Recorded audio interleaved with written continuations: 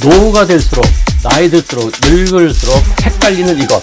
오늘의 방송 주제입니다. 안녕하세요. 조관일입니다. 나이 들면서 헷갈리는 게 한두 가지가 아니겠습니다만, 특히 늙어가면서 어느 쪽 말이 맞는지 헷갈리는 것이 있습니다. 바로 오늘은 그것에 대해서 방송을 하려고 합니다. 방송에 앞서서 감사 인사말 드릴 것이 하나 있네요. 제가 잘 아는 강원도, 제 고향 강원도 삼척 근덕농협의 조합장님이 제가 애쓰는 게 안 돼 보였는지 이런 선물을 보내주셨어요. 이게 뭔가 보니까요, 삼척 근덕농협에서 만든 건데 건강기능식품인데 저도 처음 들어보았습니다. 밀크시슬 추출물이라고 되어 있어요. 그래서 이게 뭔가 봤더니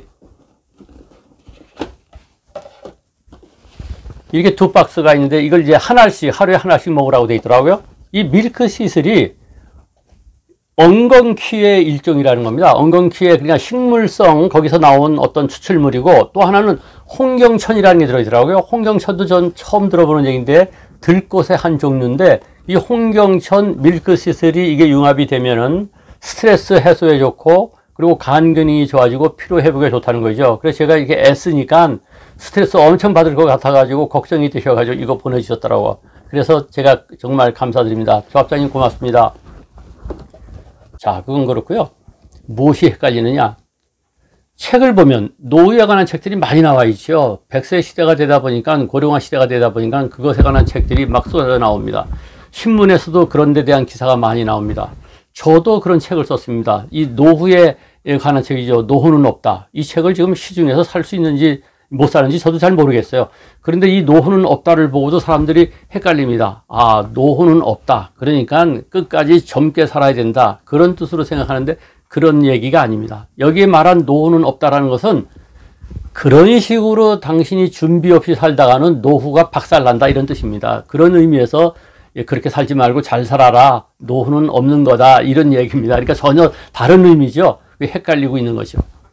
또 하나 헷갈리는 게 뭐냐, 오늘의 방송 주제인데, 많은 책과 신문과 방송에서 무엇을 자꾸만 권하냐면은, 이렇게 100세 시대에는 죽을 때까지 열심히 살아야 된다면서, 어떤 사람은 70세에 에베레스트 산에 도전했다, 뭐 이런 얘기 나오고, 어떤 사람은 80세에 작곡을 배워가지고 노래를 졌다, 이런 얘기도 나오고, 어떤 사람은 90세에 그림을 그려가지고 그 명작을 남겼다, 이런 얘기도 나오고, 어떤 사람은 100세가 돼도 강의를 한다, 이런 얘기가 나오죠. 그러면서 당신도 할 수 있다, 할 수 있다, 이렇게 얘기합니다. 그런데 그런 책과 신문을 보다가 현실로 돌아오면은 친구들은 뭐라 그럽니까? 야야, 욕심 그만 부려라. 너 그러다 죽어. 이제는 쉬어. 이제는 말이죠, 건강 살펴야 돼. 이렇게 얘기합니다. 자, 그러면 어느 쪽 말이 맞는지 헷갈리죠. 결론적으로 얘기하면요, 주체적인 삶을 사시는 겁니다. 자기 나름의 삶을 사는 겁니다. 누울 자리를 보고 다리를 뻗으라는 우리 속담이 있지 않습니까? 자기의 건강이라든가 여건을 보고 하는 겁니다. 내가 말이죠, 살아생전에 저 에베레스트 산 근처까지라도 꼭 가보고 죽는 게 소원이라는 사람은 오늘부터 동네 뒷산을 다니시면서 훈련하셔가지고 도전하세요. 내가 살아생전에 옛날 젊었을 때 작곡을 좀 했었는데 그동안에 먹고 사느라고 못했다. 그래서 꼭 노래 한 곡조 이 작곡을 하고 죽겠다 하는 사람은 지금부터 작곡 공부해서 하세요. 나는 강의를 정말 잘하고 건강이 충분히 보장이 된다 하면 강의를 100살까지 하세요. 그러나 그렇지 않은 사람이 그렇게 하다간 정말 죽습니다. 누울 자리를 보고 다리를 뻗어야 돼요. 주체적인 삶을 살아야 됩니다. 그래서 제가 좋아하는 말이 중국의 석학 임어당 그 선생의 말이죠. 확신에 따라 행동하고 그 확신을 두려워하지 말라. 자기의 확신에 따라서 행동하고 그 확신을 의심하지 말고 그 방식대로 사시면 됩니다. 그러니까 헷갈리실 이유가 전혀 없어요. 제가 그래서 좋아하는 책 하나가 있는데 가끔 가다가 심심하면은 이 책을 꺼내서 읽어봅니다. 이거 얇은 책이에요. 이 책 내용이라고 하는 게 칼럼 한 장 분량의 책이니까 얼마나 얇겠습니까? 이 책에 보면은 이런 구절이 나와요. 어느 날 문득 발견한 행복이에요. 어느 날 문득 발견한 행복. 애너 킨들런이라고 하는 여성이 쓴 책인데 여기에 이렇게 나옵니다.